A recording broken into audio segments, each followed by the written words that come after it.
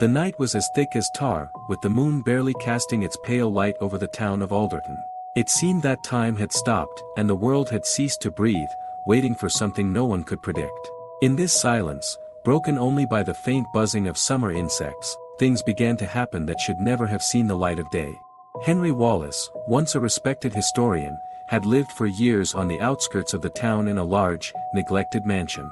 The residents of Alderton avoided the place, and rumors about Henry had been circulating for generations. His family was known for delving into mysterious and dangerous rituals involving dark magic and cults that no one wanted to talk about openly. Since inheriting the house from his father, Henry had isolated himself, devoting his time to research that gradually consumed him.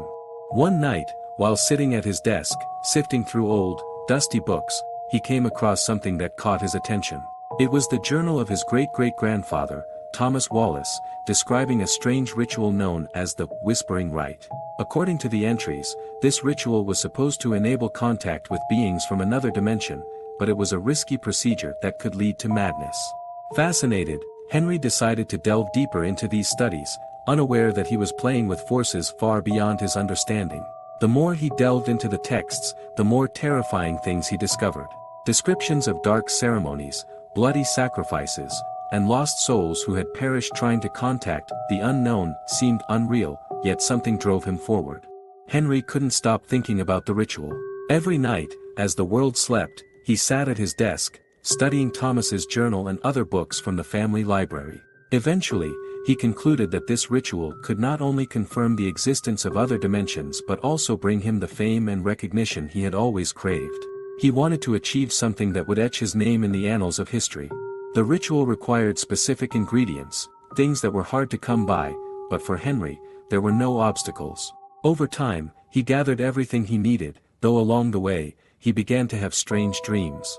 In them, he heard whispered voices, dark and unsettling, that invaded his thoughts even when he was awake. Henry ignored these symptoms, convinced they were just the result of spending too much time over old books.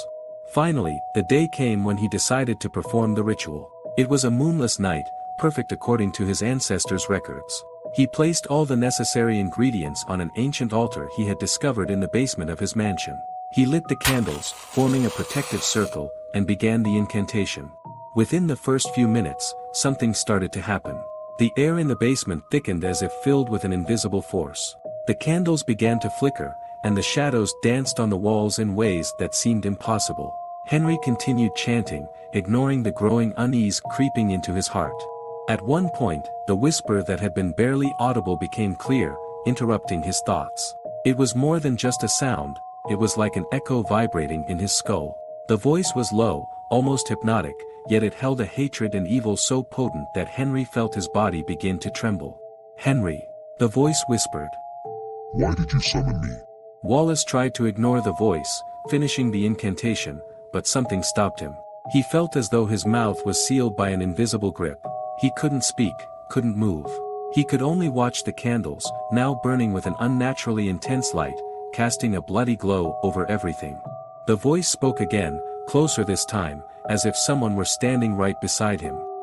"You don't know what you've played with, Henry. It's too late for regret." Then it happened. The basement began to change. The walls seemed to move as if made of shadows that had taken on a will of their own. The ceiling slowly began to collapse, and the floor shook beneath his feet. Henry tried to escape, but whatever had taken control of him held him in place. From the shadows emerged a figure. It was the silhouette of a man, but distorted, covered in strange symbols that pulsed with a malevolent glow. The figure's face was barely visible, as if shrouded in mist, but Henry knew he was looking at something he should never have seen. It was the embodiment of madness itself, an evil that should never have been unleashed. "You've crossed the line, Henry," it whispered, its voice seeming to come from all directions. "Now you will become part of the darkness you unleashed." The figure reached out, and Henry felt an indescribable agony, as if his body were being torn apart. What followed was unimaginable. His mind was filled with images that should never exist, worlds where the sky burned, and the earth was cracked from blood, where unimaginable creatures feasted on humans as if they were nothing more than cattle for slaughter. Henry screamed, but his scream was lost in the infinite abyss of madness that had now taken over his mind. The whispered voices, once barely audible, now filled every corner of his consciousness. They were loud, malevolent, torturing him with images that defied all comprehension. Time ceased to exist. Every moment was an eternity, and every eternity was a torment beyond endurance. Henry tried to fight, but his will was broken with each whisper, with each image. Slowly but surely, he lost his mind until nothing was left of him but emptiness, a body without a soul, living but unaware of its existence. The whispering madness he had unleashed became his eternal companion. Every night was a return to that cursed ritual, to the voices that filled his mind and soul. There was no escape, no end. Henry Wallace vanished from Alderton. No one ever found his body, but the house he had inherited was forever deemed cursed. The townspeople avoided the place, knowing that the darkness Wallace had unleashed had never been fully contained. From then on, every night in Alderton was filled with unease. The residents began to hear whispered voices in the darkness, voices that called them by name. No one dared to leave their homes after dark, for rumors spread that the whispering madness that had consumed Wallace was now hunting for new victims. And so, the town of Alderton became a place where darkness never left, and anyone who heard the whispered voices was doomed to eternal madness.